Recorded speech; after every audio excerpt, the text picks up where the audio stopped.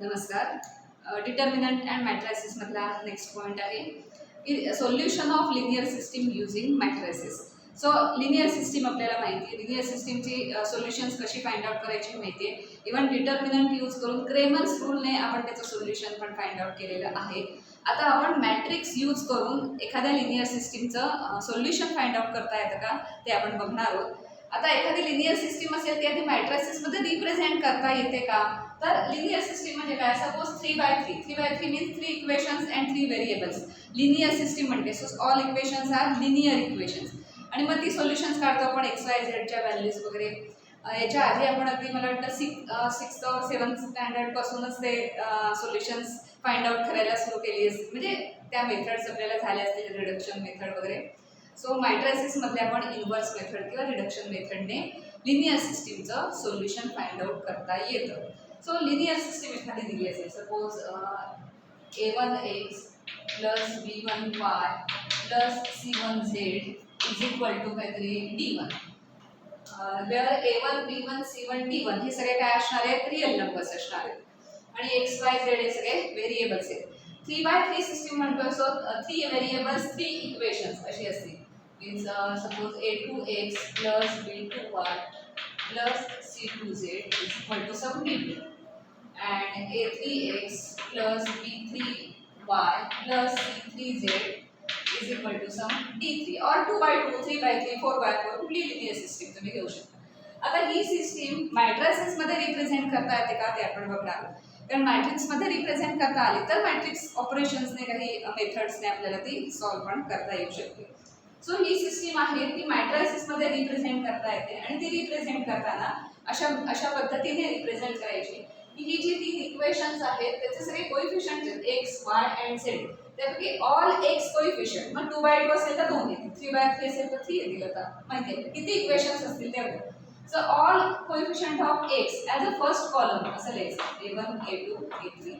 All कोइफिशियंट्स of Y as a second column, b1 b2 b3 and c1 c2 c3.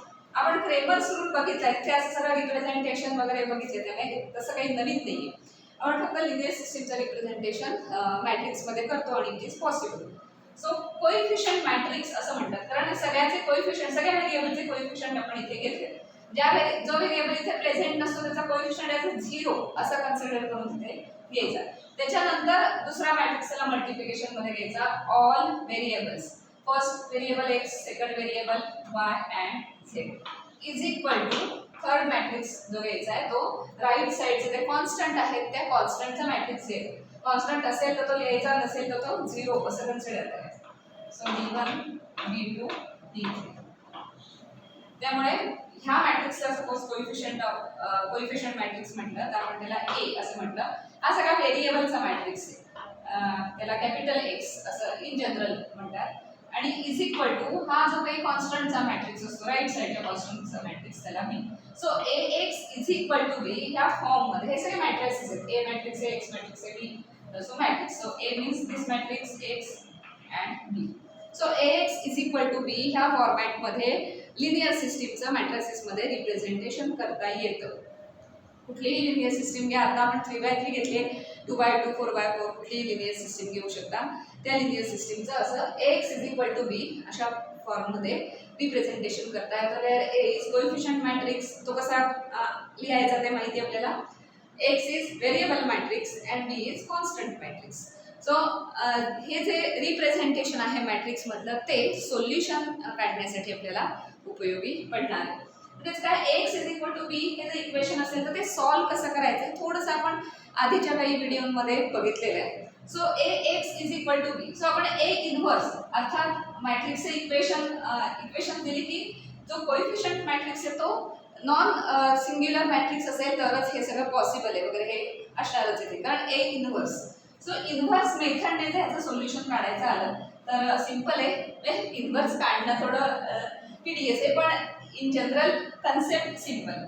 Suppose याला a इन्व्हर्सने multiply केलं तर a inverse into a into x is equal to a inverse into b असं आपल्याला मिळेल. Left साईडकडनं multiply करायचं. तर आता आपल्याला माहिती आहे हे काय आयच होतं, identity matrix a is equal to a inverse b that implies x means सोल्युशनचा मॅट्रिक्स इज इक्वल टू काय मिळालं A inverse and B. So आपल्याला हे दिलेलं असेल, लिनियर सिस्टीम दिली असेल तर linear system can be transform into matrices. मॅट्रिक्समध्ये एकदा ट्रान्सफर केलं की Ax is equal to B अशा फॉर्मॅटमध्ये आपल्याला ते लिहिता येतं. ते लिहिल्यानंतर जर आपण A इनव्हर्स त्याचा फाइंड आउट करू शकतो, A इनव्हर्स फाइंड आउट केला तर आपल्याला सोल्युशन मॅट्रिक्स म्हणजे x y z ह्याच्या व्हॅल्यूज तिथे मिळतात. आणि मग कारण A inverse, suppose A inverse A 3/3 matrix असेल तर A इनव्हर्स किती असणार आहे? Of course 3/3 matrix. So this is 3/3 matrix and B किती असणार आहे? 3/3 मॅट्रिक्स म्हणजे 3 कॉन्स्टंट असणार आहे. सो हे 3/1 मॅट्रिक्स आहे.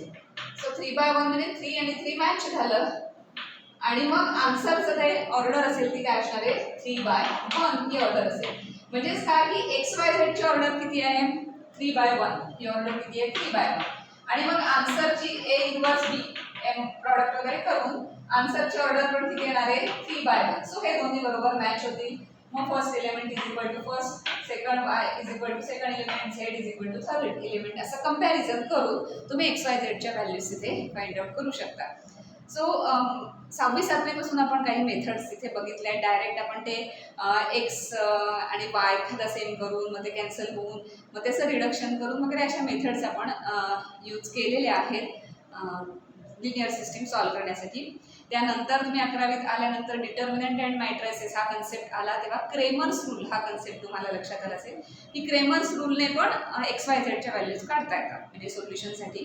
ती पण एक मेथड आहे. आता अजून एक मेथड आपल्याला आले की मॅट्रिसेस. मॅट्रिक्सवरनं सुद्धा आपण सोल्युशन काढू शकतो म्हणजे सिस्टीमचं सोल्युशन फाइंड आउट करू शकतो. सो हिला म्हणतात इन्व्हर्स मेथड. मॅट्रिक्सची inverse method find out solution of linear system. So linear सिस्टीमचं हे सोल्युशन आपण A inverse B find out केला की तुम्हाला एक्स वाय झेडच्या डायरेक्ट व्हॅल्यू मिळतात. कारण दोन मॅट्रिक्स सेम ऑर्डरचे कंपेअर केले की आपल्याला माहिती आहे त्या त्या पोझिशनचे एलिमेंट सेम असतात. इक्वल मॅट्रिक्सची डेफिनेशन. सो ती यूज करून आपण त्याचं सोल्युशन घेऊ शकतो. किंवा दुसरी अजून एक सिंपल मेथड आहे त्याला म्हणतात रिडक्शन मेथड. म्हणजे मी तर म्हणेन जर तुम्हाला दिलं नसेल की कुठल्या मेथडने सॉल्व्ह करा तर मी रिडक्शन मेथडने सॉल्व्ह करायला मला नक्की सांगेन. इन्व्हर्स मेथडने सॉल्व्ह करायला पण हरकत नाही कारण आता ॲडजॉइंट ऑफ मॅट्रिक्स हा कन्सेप्ट आपल्याकडे आहे. त्यामुळे तसं इन्व्हर्स काढणं आता कठीण नाही झालं कारण रो ऑपरेशन्स कॉलम ऑपरेशनमध्ये इन्व्हर्स काढायचा ते किती वेळ लागतो हे तुम्हाला माहिती आहे. सो एक तर तुम्ही ॲडजॉइंटने इन्व्हर्स काढू शकता आणि ही मेथड आपल्याकडून एक्सची सोल्युशनचा मॅट्रिक्स तुम्ही फाइंड आउट करू शकता. अदरवाईज सेकंड मेथड आहे रिडक्शन मेथड. रिडक्शन मेथड म्हणजे काय? आधी सिस्टीम अशीच Ax is equal to B अशाच फॉर्मॅटमध्ये आपण लिहिणार. जी काही सिस्टीम दिली आहे ती तशी रिप्रेझेंट करून घ्यायची. त्यानंतर सिंपल आहे. रिडक्शन मेथड मीन्स काय की हा एलिमेंट 0 करायचा, देन हा एलिमेंट 0 करायचा अँड दिस एलिमेंट 0. तर लोअर ट्रायंग्युलरचे तिन्ही एलिमेंट 0 झाले. हे बाकीचे आहेत तसंच ठेव म्हणजे ते काय असतील ते तिन्ही एलिमेंट 0 करायचे. ते 0 करण्यासाठी काय लागतं? Row operations column operation. पण 3च एलिमेंट 0 करायचे त्यामुळे तेवढं इझी आहे. ते केल्यामुळे काय होणार आहे की इथे आपण जेव्हा हे मल्टिप्लिकेशन घेतो याचं त्या मल्टिप्लिकेशन कसं घेतो? a1x प्लस दिस b1y प्लस c1z आणि समोर ते काय असेल ते इज इक्वल टू d1 त्याला कंपेअर करतो ना. ह्या दोघांचं मल्टिप्लिकेशन करून जो मॅट्रिक्स फॉर्म होईल त्याच्यात काय असणार आहे? ह्या रोज असणार आहेत ना. मग दोन मॅट्रिक्सचं कंपॅरिझन केले की हे इक्वेशन इज इक्वल टू हे मिळेल. आता हा एलिमेंट 0 केल्यामुळे ह्या रो मध्ये फक्त दोनच एलिमेंट दिसतात हा आणि हा. त्यामुळे काय होणार आहे? x तिथे व्हॅनिशच झालं. ओन्ली काय राहील तिथे b2y plus c2z is equal to d2 हे इक्वेशन रिमेन. आणि इथे हे दोन 0 केल्यामुळे ह्याला आणि ह्याला मल्टिप्लाय करण्यात ते व्हॅनिश होऊन जाते. Only z will. So c3z is equal to d3. So reduction method थोडी जास्त इझी आहे कारण हे तीन एलिमेंट्स फक्त 0 केले रो ऑपरेशन्सने की मग काय होतं? ह्या दोघांचं मल्टिप्लिकेशन करायचं matrix multiplication. This is possible because 3/3 आहे आणि दिस इज 3/1 आहे. ऑर्डर मॅच होते. मल्टिप्लिकेशन केल्यावर जो मॅट्रिक्स येईल त्याच्यात हा फर्स्ट एलिमेंट येईल, हा सेकंड, हा थर्ड एलिमेंट. हे याला कम्पेअर केलं की अशी 3 इक्वेशन्स मिळतील. आणि मग ही 3 इक्वेशन्स मिळाली की डायरेक्ट झेडची व्हॅल्यू हा c3 इकडे ट्रान्सफर केला की झेडची व्हॅल्यू मिळते. म्हणजे आपण जी 7वीला मेथड केली होती ना तीच. पण तेव्हा मॅट्रिक्स नव्हतं यूज केलं, डायरेक्ट केलं होतं. आता मॅट्रिक्स यूज केलं की लगेच सिंपल आहे की झेडची व्हॅल्यू इथे इनपुट केली की वायची मिळेल, वाय आणि झेड इथे इनपुट केले की एक्सची मिळेल. So this is reduction method. So तुम्हाला जर मेन्शन केलं नसेल तर शक्यतो रिडक्शन मेथडने जा, कमी स्टेपमध्ये होईल. नाहीतर इन्व्हर्स मेथड पण आहेच. ॲडजॉईंट मेथडने तुम्ही इन्व्हर्स फाइंड आउट करू शकता.